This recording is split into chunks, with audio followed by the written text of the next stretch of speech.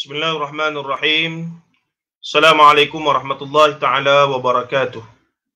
Innal hamdalillah nahmaduhu wa nasta'inuhu wa nastaghfiruh wa na'udzu billahi min shururi anfusina wa min sayyiati a'malina. May yahdihillahu fala mudilla lahu wa may yudlilhu fala hadiya lahu. Asyhadu an la ilaha illallah wa asyhadu anna Muhammadan 'abduhu wa rasuluh. Allahumma shalli wa sallim wa barik ala Muhammad wa ala alihi wa sahbihi wa man tabi'ahum bi ihsanin ila yaumiddin, amma ba'd. Fa inna asdaqal hadithi kitabullah wa khairal hadi hadi Muhammadin sallallahu alaihi wasallam wa syarral umuri muhdatsatuha wa kullu muhdatsatin bid'ah wa kullu bid'atin dhalalah wa kullu dhalalatin fin nar, atau kama qala an-nabi sallallahu alaihi wasallam, la nabiyya ba'da. Alhamdulillah, sahabat-sahabat yang dirahmati Allah Ta'ala sekalian, sambungan malam keempat kita membincangkan topik-topik terpilih daripada kitab Riyadhus Shalihin min kalami Sayyidil Mursalin, yang kita gunakan naskah ini iaitu terbitan dan terjemahan oleh PTS dalam bahasa Melayu tinggi dengan mengekalkan semua kandungan, tidak secara terpilih ataupun secara ringkasan, tetapi secara keseluruhannya. Baik. Sebelum itu kalau ada sahabat-sahabat yang boleh komen tentang suara, ya, boleh didengari dengan jelas ataupun tidak sebelum kita bermula, insyaAllah. Baik. Pada bab yang keempat ini, tajuk terjemahannya bersifat benar. Setelah malam pertama kita bincangkan tentang ikhlas, tentang niat. Kemudian pada malam kedua kita bincangkan Al-Imam An-Nawawi memasukkan hadis-hadis dalam Riyadhus Shalihin ini adalah berkaitan dengan yang kedua tentang ikhlas, yang pertama ikhlas, yang kedua taubat, yang ketiga adalah apa dia semalam? Yang ketiga kita bincang tentang sabar, dan juga yang semalam kita bersikap benar, dan hari ini kita bincangkan pula bab yang keempat iaitu bersifat benar. Baik. Saudara-saudari yang dirahmati Allah Ta'ala sekalian, Al-Imam An-Nawawi rahimahullah sebagaimana biasa metodnya, beliau mendatangkan ayat-ayat Al-Quran terlebih dahulu sebelum memasukkan hadis-hadis Nabi SAW. Paling tidak dalam bab yang keempat ini, yang diterjemahkan sebagai bersifat benar, iaitu bab kitab bersifat benar, Al-Imam An-Nawawi mendatangkan 3 ayat Al-Quran. Yang pertama daripada surah At-Taubah, ayat 119, yang berbunyi ataupun yang bermaksud, wahai orang yang beriman, bertakwalah kamu kepada Allah dan hendaklah kamu berada bersama orang-orang yang benar. Di situ ada kalimah benar. Ataupun yang berbunyi as-sadiqin. As-sadiqin. Ya ayyuhalladzina amanu taqullaha wa kunu ma'as-sadiqin. Yang bermaksud apa dia tadi? Wahai orang-orang yang beriman, bertakwalah kamu kepada Allah dan hendaklah kamu berada bersama orang-orang yang benar, iaitu as-sadiqin. As-sadiqin. Abu Bakar As-Siddiq, yang benar, yang sentiasa membenarkan. Yang sentiasa membenarkan siapa? Rasulullah sallallahu alaihi wasallam. Baik. Ayat yang kedua yang dipilih oleh Al-Imam An-Nawawi rahimahullahu ta'ala untuk memasukkan ke dalam kitab beliau ini, iaitu Riyadhus Shalihin, bagi mukaddimah kepada bab ini, adalah surah Al-Ahzab ayat ke-35. Yang bermaksud sesungguhnya orang Islam lelaki dan perempuan, orang yang beriman lelaki dan perempuan, orang yang taat lelaki serta perempuan, orang lelaki dan perempuan yang benar, orang lelaki dan orang perempuan yang sabar, orang lelaki dan orang perempuan yang khusyuk, orang lelaki dan orang perempuan yang bersedekah, orang lelaki dan orang perempuan yang berpuasa, orang lelaki dan orang perempuan yang memelihara kehormatan mereka, serta orang lelaki dan orang perempuan yang banyak menyebut nama Allah. Allah menyediakan untuk mereka semuanya keampunan dan pahala yang besar. Ini ayat yang kedua yang dimasukkan oleh Al-Imam An-Nawawi dalam bab yang sedang kita bincangkan ini, iaitu bab yang keempat daripada kitab Riyadhus Shalihin min kalami Sayyidil Mursalin. Ada gambarnya, saya sedang tunjuk kecil di bawah ini, ya. Tapi pada hakikatnya dia sangat besar dan eksklusif, cantik warnanya, desainnya dan seumpamanya. Baik. Kemudian Al-Imam An-Nawawi mendatangkan satu lagi ayat Quran. Allah menjelaskan melalui surah Muhammad ayat 21 yang bermaksud ketaatan dan perkataan yang baik yang diredai oleh Allah. Apabila perang diwajibkan, seandainya mereka bersifat jujur kepada Allah dengan mematuhi perintahnya, tentu yang demikian itu baik untuk mereka. Ayat-ayat ini didatangkan tanpa tafsiran, tanpa penjelasan, disebabkan Imam Nawawi sekadar ingin mengisyaratkan bahawa topik-topik yang dibincangkan, yang dia masukkan dalam kitab dia Riyadhus Shalihin min Kalami Sayyidil Mursalin ini adalah topik-topik yang kita katakan mempunyai asasnya, mempunyai tuntutannya, suruhannya dalam Al-Quran terlebih dahulu. Dan beliau datangkan hadis-hadis pilihan daripada Sahih Bukhari dan Muslim kebanyakannya untuk dimasukkan, untuk menggambarkan practicality practicality perkara yang dibincangkan itu. Baik. Terlebih dahulu kita melihat ayat yang kita bacakan yang pertama tadi, ya ayyuhalladzina amanu taqullaha wa kunu ma'as sadiqin. Al-Imam An-Nawawi tidak mendatangkan tafsirannya, tapi untuk nilai tambah kepada sahabat-sahabat sekalian yang bersama kita, saya datangkan juga tafsiran daripada tafsir Al-Azhar ini, daripada surah yang dinamakan tadi surah At-Taubah, ayat yang terakhir ataupun ayat ke-119, antara ayat-ayat yang terakhir itu. Tetapi ayat ini ada dia punya kita katakan background lah, asbabun nuzul dia. Dan ayat ini mesti dibaca dengan ayat sebelumnya. Tak boleh kita ambil ayat tu saja jika kita mahu memahami konteks yang lebih kena, lebih tepat. Maka kita kena mengambil ayat sebelumnya dan memahami peristiwa di sebalik turunnya ayat tersebut. Sebagai contoh ya, ayat sebelumnya berbunyi وَعَلَى الثَّلَاثَةِ الَّذِينَ خُلِّفُوا حَتَّى إِذَا ضَاقَتْ عَلَيْهِمُ الْأَرْضُ بِمَا رَحُبَتْ وَضَاقَتْ عَلَيْهِمْ أَنفُسُهُمْ وَظَنُّوا أَنْ لَا مَلْجَأَ مِنَ اللَّهِ إِلَّا إِلَيْهِ ثُمَّ تَابَ عَلَيْهِمْ لِيَتُوبُوا Inna Allaha huwa at-tawwabur rahim. Barulah datang ayat yang ke-119 yang kita bacakan tadi. Ya ayyuhalladzina amanu taqullaha wa kunu ma'as shadiqin. Wahai orang-orang yang beriman, bertakwalah kamu kepada Allah dan beradalah kamu bersama orang-orang yang benar. Sebelumnya, وَعَلَى الثَّلَاثَةِ الَّذِينَ خُلِّفُوا حَتَّى إِذَا ضَاقَتْ عَلَيْهِمُ الْأَرْضُ بِمَا رَحُبَتْ وَضَاقَتْ عَلَيْهِمْ أَنفُسُهُمْ وَظَنُّوا أَنْ لَا مَلْجَأَ مِنَ اللَّهِ إِلَّا إِلَيْهِ ثُمَّ تَابَ عَلَيْهِمْ لِيَتُوبُوا إِنَّ اللَّهَ هُوَ التَّوَّابُ الرَّحِيمُ. Yang bermaksud dan juga atas orang bertiga. Siapa orang bertiga ini? 3 orang sahabat Rasulullah yang tertinggal daripada peperangan Tabuk. Peristiwa panjanglah dalam sirah, yang mana kemudian salah seorang daripada mereka adalah Ka'ab bin Malik radhiyallahu anhu. Ketiga-tiga ini sahabat yang hebat ya, sahabat yang juga dijamin syurga, yang hebat seumpamanya. Dan ketiga-tiga mereka ini telah sedikit kelalaian bila seruan perang diminta. Mereka sibuklah, mereka terlalai dalam menguruskan urusan diri mereka terlebih dahulu, sehingga orang dah berangkat perang, mereka tak pergi lagi dan akhirnya mereka tertinggal. Mereka buat dengan sengaja ke? Pada asasnya boleh kata tak sengaja lah. Bukanlah niat mereka memang tak nak pergi. Berlainan dengan orang munafik. Orang munafik memang tak nak pergi, cari alasan apa semua itu begini. Ini dia nak pergi, cuma ada urusan sikit terkalih adalah urusan keluarga ke macam mana, maka tertinggal berangkat bersama terhadap Islam.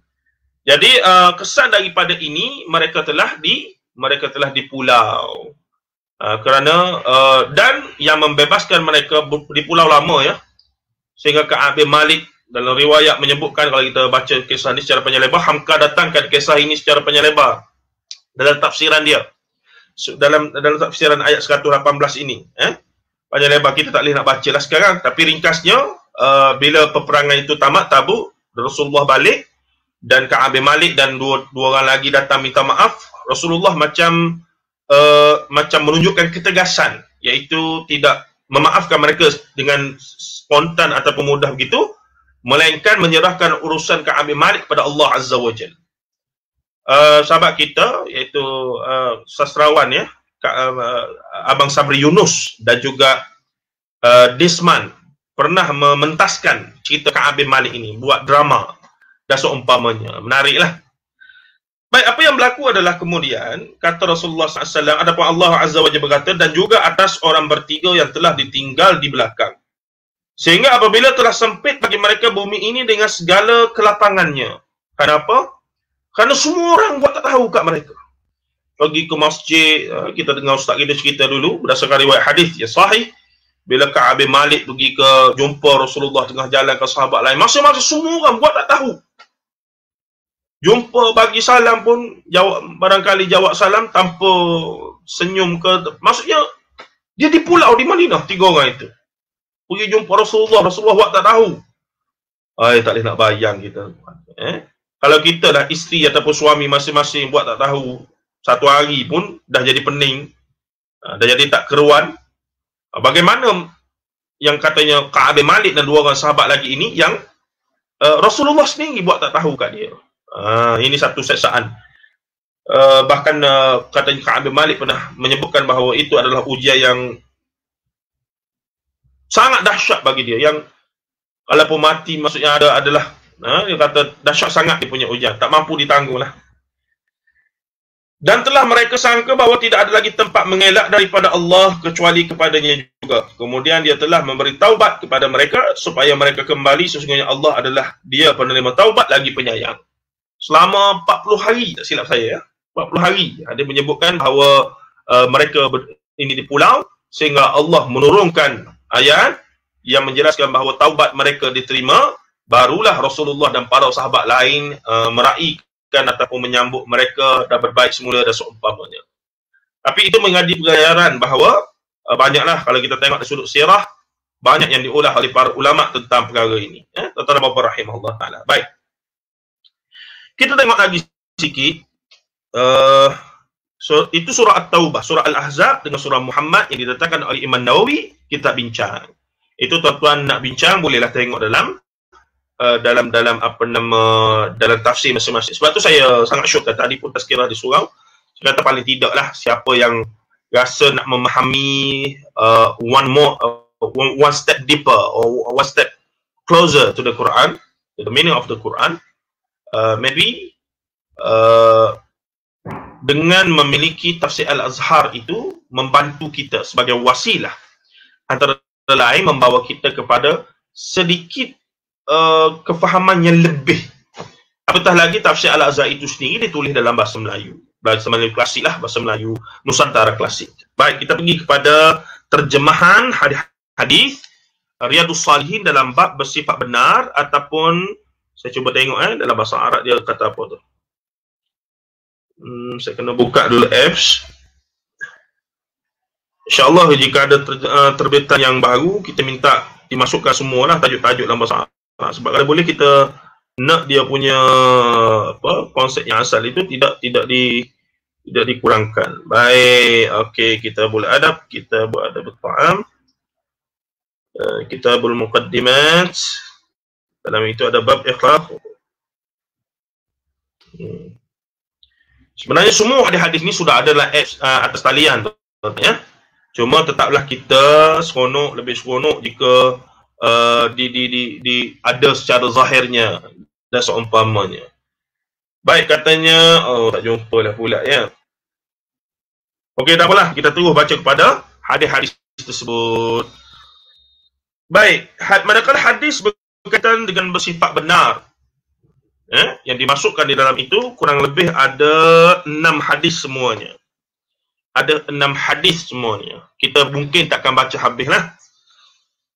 Baik, hadis yang pertama, Abdullah bin Mas'ud melaporkan Nabi Muhammad SAW menjelaskan, percayalah, sifat benar membawa kepada kebaikan. Kebaikan membawa kepada syurga. Apabila seseorang melakukan apa yang benar, Allah memasukkan namanya di kalangan mereka yang benar. Percayalah, berdusta membawa kepada amalan buruk. Amalan buruk membawa kepada neraka. Apabila seseorang berdusta, Allah memasukkan namanya di kalangan mereka yang berdusta. Hadis ini direkodkan oleh Imam Bukhari dan Imam Muslim. Baik. Hadis yang kedua. Kita bacalah secara umum. Kalau tuan-tuan nak faham lebih dalam, perlu melihat kepada syarah. Dan syarah ni perlu melihat kepada huraian oleh para ulama sama ada membaca kitab-kitab syarah pada Riyadhus Shalihin yang tebal ini. Ketebalan tebal ya tuan-tuan, sangat tebal dan cantik ini. Dan juga sama boleh tengok di syarahan ada setengah asatizah kita, antara saya syorkan adalah tuan-tuan boleh tengok rakaman syarahan Riyadhus Shalihin ini oleh Tuan Guru Datuk Dr. Abdul Basit Abdul Rahman Hafizahullah Ta'ala, guru kami dan juga mentor ataupun guru kami yang mulia itu. Tuan-tuan ada rakaman dalam YouTube yang dia mengajar, sudah khatam Riyadhus Shalihin ini. Dan sebenarnya saya sendiri dengan PTS sedang dalam proses untuk menterjemahkan dan menjadikan syarah baru untuk atas nama Dr. Abdul Basit untuk orang Malaysia, orang Melayu kita ni. Supaya ada syarah dalam bahasa Melayu yang cantik, bukan Indonesia ya, dalam bahasa Melayu. Dan kemudian boleh digunakan di surau masjid untuk mengajar. Dirujukan oleh para asatizah kita dan seumpamanya dalam mempraktiskan hadis-hadis amalan ini, khususnya yang dibentangkan dalam oleh Al-Imam Nawawi dalam syarah dia, dalam kitab dia ini, iaitu Riyadhus Shalihin min kalamin Sayyidil Mursalin. Baik. Hadis yang kedua, Abu Muhammad ataupun nama sebenarnya Hasan bin Ali bin Abi Talib berkata, saya menghafal kata-kata Nabi Muhammad yang berbunyi. Ini siapa dia Abu Muhammad ni? Ataupun nama sebenarnya Hasan bin Ali, cucunda Rasulullah sallallahu alaihi wasallam, abang ataupun adik kepada Husain bin Ali radhiyallahu anhuma. Katanya apa dia? Cucu dia ni kata dia hafal apa yang datuk dia Nabi Muhammad kata, jangan lakukan apa-apa yang saudara ragui. Lakukan apa-apa yang tidak saudara ragui sahaja. Islam ajar kita, Rasulullah ajar kita, buat satu benda, kalau boleh, memang perlu kita sebagai orang Islam ni, antara sifat dia, buat benda yang kita tidak ragu. Adapun perkara yang ada gharar, ada yang tidak jelas, yang hati kita tak best, tak sedap, maka lebih baiklah kita tinggalkan.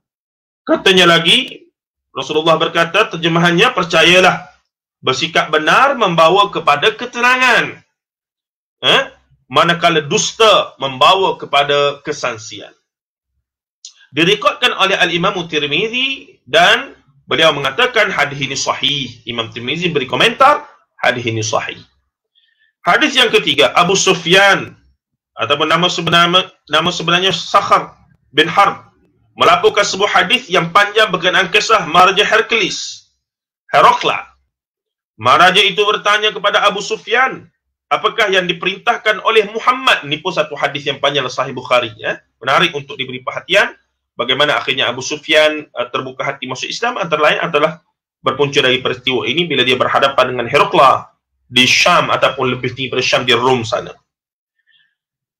Bila mereka berjumpa itu, antara dialog yang ditanyakan oleh Raja Rom itu, Herakla ataupun Hercules ini, apa yang diperintahkan oleh Muhammad? Kerana pada masa itu Herakla adalah Nasrani. Abu Sufyan menjawab, katakan, sembahlah Allah yang Maha Esa. Jangan sekutukan Allah dengan apa-apa sekalipun.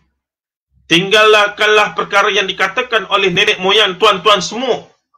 Abu Sufyan kata, Nabi Muhammad kata, utusan Allah itu juga menyuruh kita bersembahyang, berkata benar, jangan lakukan perkara yang diharamkan, dan eratkan hubungan kekeluargaan.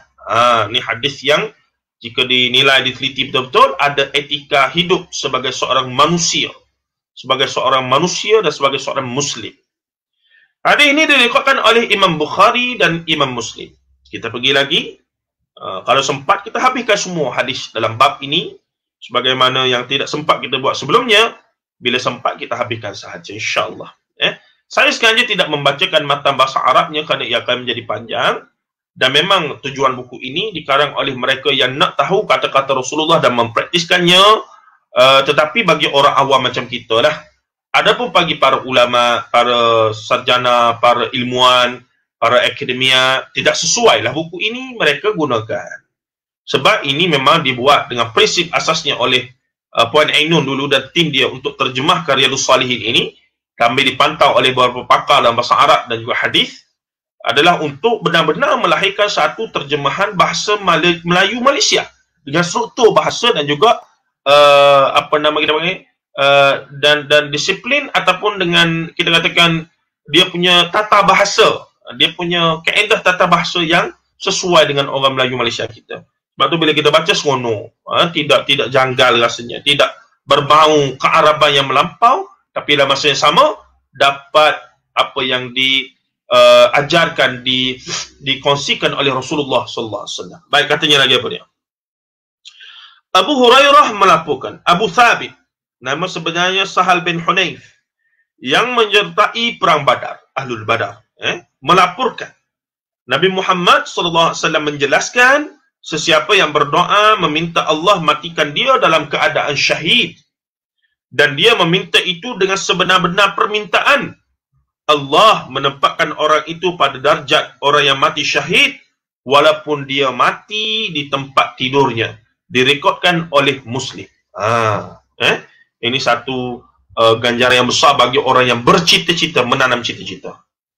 Orang yang sangat bercita-cita nak mati syahid di jalan Allah fisabilillah, dia akan mendapat, dia bersungguh-sungguh berdoa pada Allah, solat tahajud, solat hajat, dia bersolat, dia dalam berdoa nak mati syahid fisabilillah. Tetapi keadaan dunia kita hari ini tidak ada peperangan yang memerlukan kita keluar berperang, harbun qital, iaitu peperangan bersifat membunuh. Yang lebih kental pada hari ini adalah harbun fikr ataupun ghazwatul fikr, pertembungan pemikiran yang memerlukan intelektual, memerlukan ramai penulis buku, memerlukan ramai cyber troopers, memerlukan ramai content creator, memerlukan ramai video react macam Ustaz Syihabuddin buat dan seumpamanya. Itu kaedah berdakwah dan juga kaedah mungkin berjihad dalam konteks dakwah pada hari ini. Wallahu a'lam.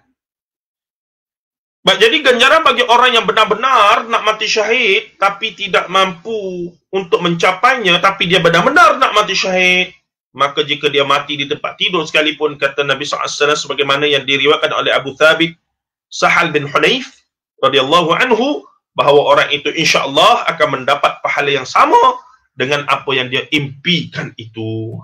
Ini penting, sebab tu penting tuan-tuan kita bacakan hadis-hadis sahih Nabi SAW untuk mengetahui rahsia-rahsia kehidupan sebagai seorang Muslim dan ganjaran-ganjaran yang hebat dan seumpamanya.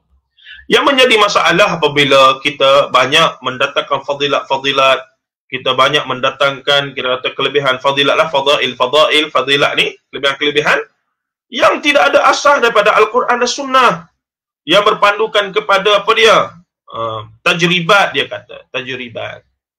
Tajribat ni, wallahu alam, kalau ia tidak bercanggah dengan akidah dan menyandarkan ada i'tiqad, keyakinan khusus, maka consider boleh lagi lah, sebagai ulama memang mengharuskannya. Tapi bila mula ada, contoh lah ya, saya masuk tajuk sikit. Contohnya ada orang beramal, dia ni peribadi dia beramal membaca surah Fatihah 100 kali sehari. Dia mengkhususkan untuk diri dia, mewajibkan untuk diri dia membaca surah Fatihah 100 kali sehari. Boleh tak boleh, hukum asalnya tak ada masalah. Sebab baca Quran itu adalah Quran, apatah lagi surah Fatihah terlalu besar fadilat dia yang sahih. Ada hadis-hadis sahih yang banyak tentang kelebihan dan fadilat suratul Fatihah.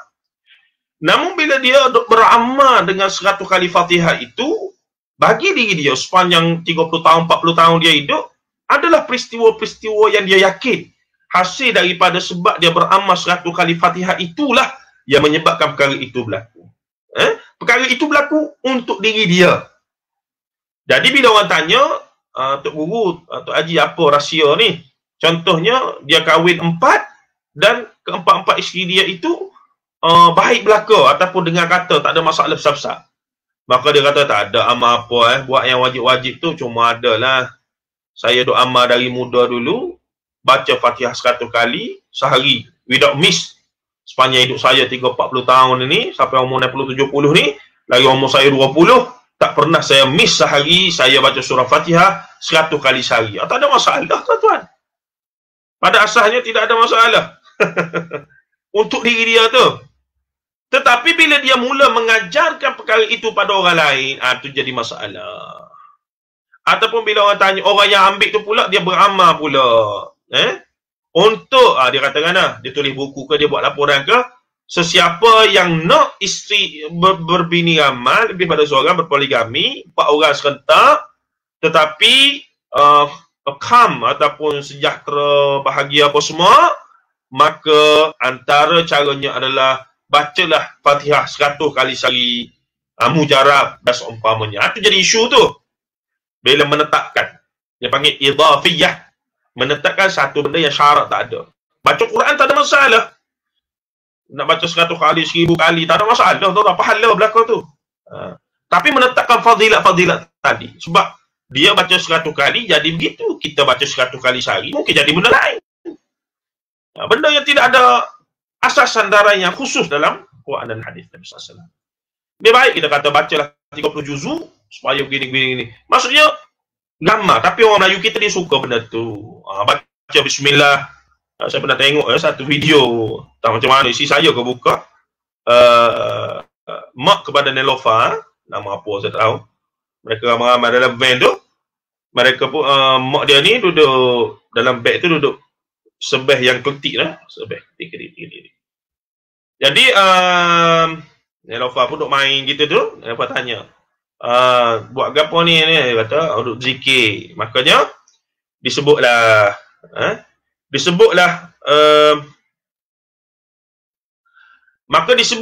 apa dia? Disebutlah ni ada ustaz saya, ada ustaz dia ajar begitulah, tok guru dia ajar begitu, baca bismillah 700 kali sehari. Dengan baca bismillah 700 kali sehari tu, insya-Allah bahagia dunia akhirat. Baca bismillah 700 ke 1000 ke 14 juta ke, tidak ada masalah. InsyaAllah dapat pahala baca bismillah. Bismillah. Tetapi meletakkan fadilat khusus, tapi yang tu umum lah, bahagia dunia akhirat. Agak umum sebenarnya. Tapi jikalah dia letak dengan baca 700 kali bismillah itu, maka akan dapat pahala seperti para nabi dan rasul sebagai contoh. Itu jadi masalah, tuan-tuan. Jadi masalah. Jadi itu membezakan antara amal yang boleh dan tidak boleh dan seumpamanya. Baik. Jadi ada lagi 2 hadis yang agak panjang. Cuma saya rasa tak sempat dah kita untuk malam ini. InsyaAllah kita berhenti situ dulu. Tuan-tuan dan puan rahimahullah. Seronok ya kalau kita telusuri satu-satu. Pada malam esok kita akan masuk pula bab yang kelima. Bab berasa di bawah pengawasan Allah Azza wa Jal. Kita akan tengok bagaimana Hamka menghuraikan beberapa ayat yang dikemukakan oleh Al-Imam Nawawi, dan seterusnya kita akan melihat hadis-hadis, terjemahan hadis-hadis yang dimasukkan oleh Al-Imam Nawawi dalam bab ini. InsyaAllah. Disebabkan kita tidak ada soalan dan pukul 11 ni saya ada mesyuarat pula dengan beberapa orang besar juga ni, insyaAllah, untuk projek-projek berkaitan penerbitan ni lah pada masa depan. Jadi saya mohon diri, minta maaf, saya mohon diri dulu. InsyaAllah kita jumpa pula malam esok. Wabillahi taufiq wa hidayah. Assalamualaikum warahmatullahi taala wabarakatuh.